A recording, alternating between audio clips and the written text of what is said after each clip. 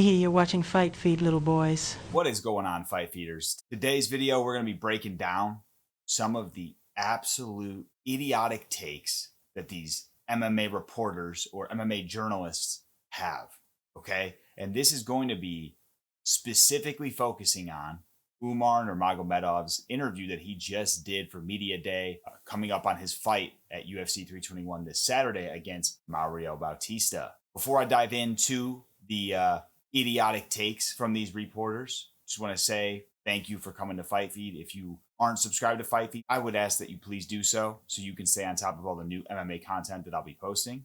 And if you are a returning Fight Feeder, thank you for being here. Make sure to throw a like on this. So guys, as I mentioned, Umar Nurmagomedov did his Media Day interview today.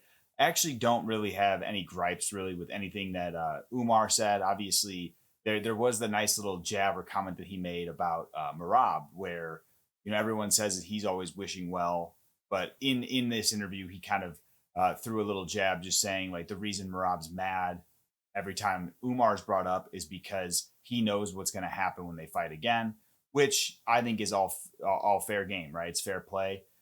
He didn't win the first fight, but very close fight nonetheless. What I'm going to be diving into, guys, is more so the journalists and their takes, right? I'm going to go ahead and roll the first clip here. Ahmed, salam. I wanted to ask you about Merab. It seems like every time someone asks him about you, he gets a little bit angry. He talks about how you have to win 2-3 fights in a row. Why do you think that is, that every time your name is brought up, it kind of gets him pretty riled up? So, as you guys can see in that clip that I just shared, this brain dead reporter or journalist, sorry, I keep using reporter journalist, but brain dead take, right? She asks, I believe it's a woman, but she asks, why do you think Merab's always angry when you're brought up? Or why do you think he has disdain, I guess, when you are brought up? And guys, something that Umar responded with is actually the perfect response here, but it is 1000% the fact that Umar Nurmagomedov has still only beaten one ranked bantamweight in the UFC. And he is now potentially on track to getting another title shot off of beating only one other ranked bantamweight. Meaning he has, should he win on this Saturday, he has 2 ranked wins in this division and could potentially get 2 title shots. Now, when we take a look at Merab and what he had to do, he had to win 10 fights against the best of this division that have existed. Obviously, invite like a Dominic Cruz, but like, or, TJ Dillashaw or whatever, but he fought 10 guys, several ranked guys, Petr Yan in his prime, Henry Cejudo. Now, you could argue Cejudo might not have been in his prime regardless. He fought Cejudo. But we're talking about Henry Cejudo, Petr Yan, Jose Aldo, Marlon Moraes, Cody Stamann. I don't even know, really if Cody Stamann was a ranked bantamweight when they had their matchup. Regardless, like you're talking pretty dangerous guys, especially just from a historical perspective. But even if you want to go back, right, he had a win over Casey Kenny, who, at the time, Casey Kenny was 13-1. And Casey Kenny is not I don't even know whatever happened to him. I think he's retired now. He was fighting out of Arizona, but regardless, Merab had all of those wins before getting a title shot. So it is very easy for at least myself, and I'm sure a lot of you, to understand why someone in Merab's position, who's now a multi-defending champion, has already amassed the most bantamweight title defenses, would be able to feel some type of way when he's looking at the list of contenders and he's seeing how Umar potentially could be getting basically a win and a title shot, a win and a title shot. And that, I can actually sit back and understand where he's coming from to have that sort of feeling of like, this guy is being favored when I see all these other bantamweights having to defend their spot in the rankings. And technically speaking, if we are just taking out like the competitive aspect of the fight, right? If you just take out the fact that Merab and Umar had a very competitive back and forth bout, realistically, couldn't you, I guess, no, you can't argue that. I was going to say, maybe you could argue like could Figgy get a shot? But Figgy had a really lackluster performance against Montel Jackson, in my opinion. and then he lost right before that to Corey Sandhagen. So this is where I've already said this in other videos, guys. I think that Umar, should he get an impressive win, could definitely be penciled in to get that next shot. But I understand why Merab feels the way he does. Like, he had to go through the ringer just to get an opportunity. So that's just the first take, guys. This next one, though, this one is truly brain dead. I'm going to roll the clip now. Like that. I'm kind of out of the journalist position. My position.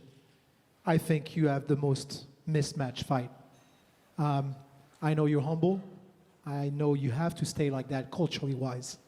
How do you not overlook Mauricio Bautista? Because I think you're much, much better.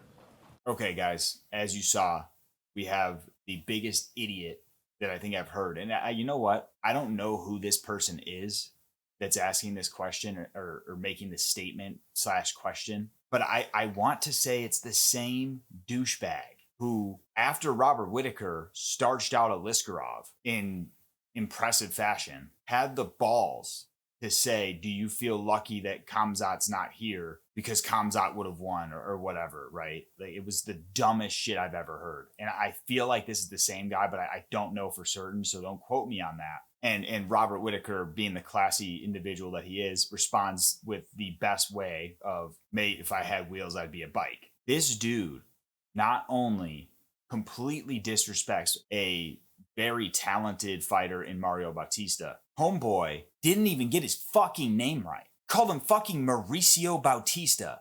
As if, like, what fucking sport are you watching that you called him Mauricio?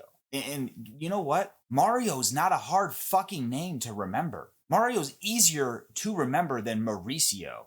And I don't know where he got Mauricio Bautista.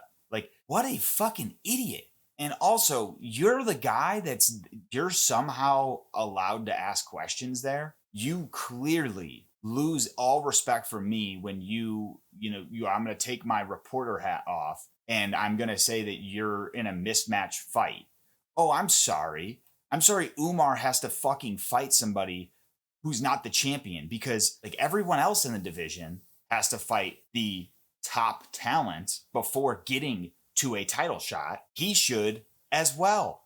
And you're sitting here, it's a mismatch, the biggest mismatch in the card. And then you fucking don't even get the guy's name right. This is the type of shit that myself included, like, we all cannot stand some of these so-called journalists, because a journalist is supposed to be truthful. They're supposed to be unbiased. This dude can't even fucking get halfway through a goddamn question without saying, I got to take my hat off and just, give you some nice DS, if you know what I'm saying. And while doing that, disrespecting Mario Bautista. I mean, bro, you know what? I'd give you a pass. You could have said Mario like you're fucking Carmela from The Sopranos. But no, you fucking called him Mauricio. Don't you fucking ever call Mario Mauricio again. But seriously, like, it's absolutely ridiculous that these so-called journalists are straight up. Look, and you know what? A journalist, I think journalists are humans, so they can have opinions. But in my opinion,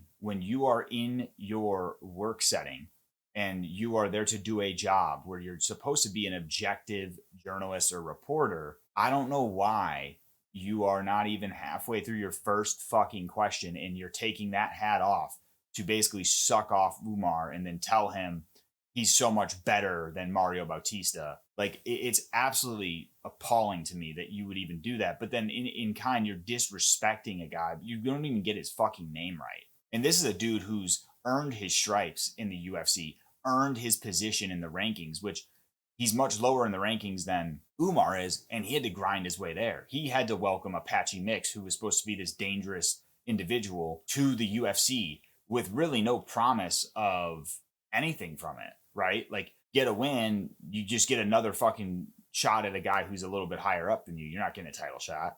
But lose, and what happens to Mario Bautista then? And I understand, guys. I understand there's a lot of people that feel a certain way about how that Jose Aldo fight went. But if you even take that out of the mix, Mario Bautista has more than proven and earned his spot in where he's at in the rankings. And I just find it so fucked up that this douchebag is out here not even getting the dude's name right. And he has the audacity to talk about Mario's game. Like, you can't even get his fucking name right. Guarantee you haven't watched one of his fucking fights. Because if you did, you actually remember his name's fucking Mario, not Mauricio. And guys, this is just one example. I'm sure there's tons this week that we're going to see and be exposed to. But it's just like the first lady, like, I get it. You know, maybe you're just trying to check a box. But it's like, it's very clear why someone like Merab would feel some type of way when he goes out there, right? And he bests Umar. And Umar not only has very seldomly admitted that he lost the fight. He kind of switches back and forth between saying that he won and that he thinks he won. And, you know, he's also offered up some respectful words for Merab and said nice things. So you have to give credit to that. But it's like, how do you expect Merab to react in that situation when he's like, okay, when I think about myself and I had to get 10 wins or whatever it was before I was even given a shot at the title. And now there's this guy where it's like, he beat one dude in the top of the rankings, got a title shot off that. I beat him. And now he's potentially going to get another title shot off of one win.